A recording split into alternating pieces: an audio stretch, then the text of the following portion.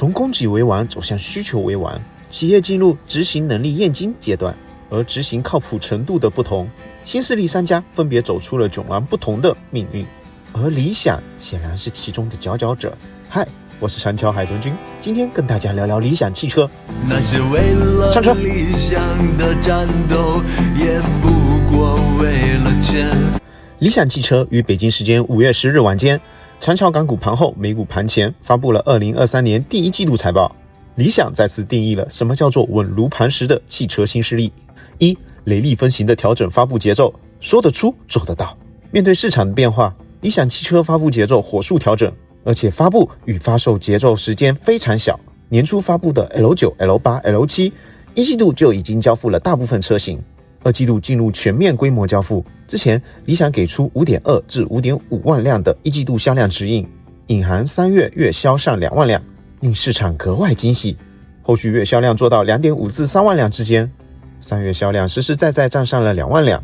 而4月入门款车起步价定在32万的 L7L 正式交付后，4月销量已开始冲到了 2.5 万辆以上。另外4月令人惊讶的是，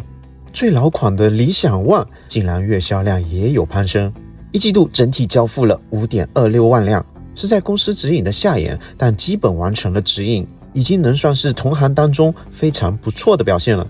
二、销量指引是稳稳的幸福。4月销量爆棚后，二季度汽车交付量指引是 7.6 至 8.1 万辆，超出市场预期的 7.3 万辆左右。不过由于4月 L7、L8L 交付后，理想的销量较好，最新的实际市场预期应该比 7.3 万要高一些。从指引隐含销量的月新增趋势来看，估计6月冲击3万辆的概率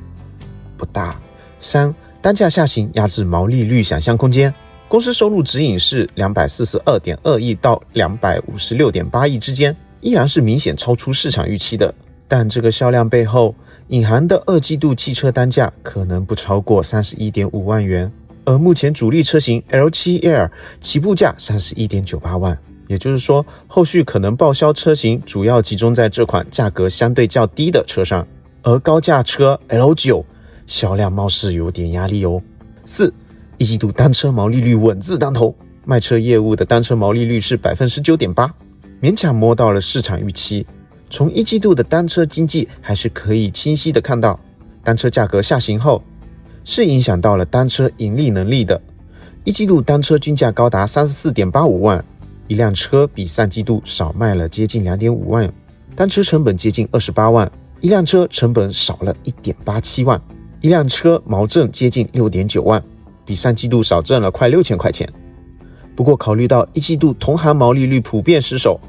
理想的表现已经算相当稳定了。5、极致诠释经营效率，理想控费能力有目共睹，一季度更是极致发挥，研发费用还首次出现了环比下行，销售费用虽然有新车推出，但环比只增了不到1个亿。最终理想交付了首次转正的经营利润，市场预期的还是经营亏损哦。海豚君观点，一季度业绩和二季度指引与上次财报中传递的精神内核完全一致。理想单打能打，高效应对市场变化，高效执行策略变化，说得到做得到。似乎精准的产品定位加上高效的执行，让理想在这波厮杀中守住甚至所有关键指标都百尺竿头更进一步。1、销量创新高。2、毛利率基本维持住。3、极致控费，理想经营和自由现金流都创下新高。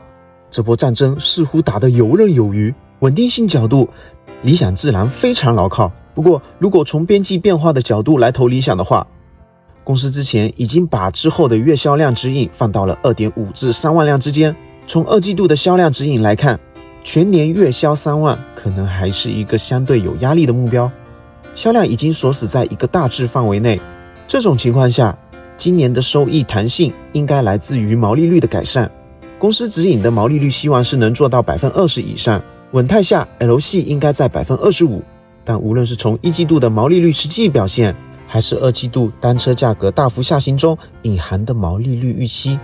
都不算特别乐观。业绩发布后，理想大涨 13%。 不过当前新车型上，理想今年的牌基本已经出完，如果没有毛利率的明显改善，从增量利好的角度，此时介入理想似乎也看不到很好的 alpha 收益。